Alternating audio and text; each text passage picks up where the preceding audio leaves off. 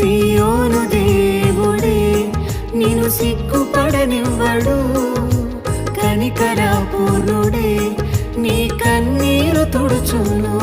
సియోను దేవుడే నిన్ను సిగ్గుపడనివ్వడు, కనికరపూర్ణుడే నీ కన్నీరు తుడుచును.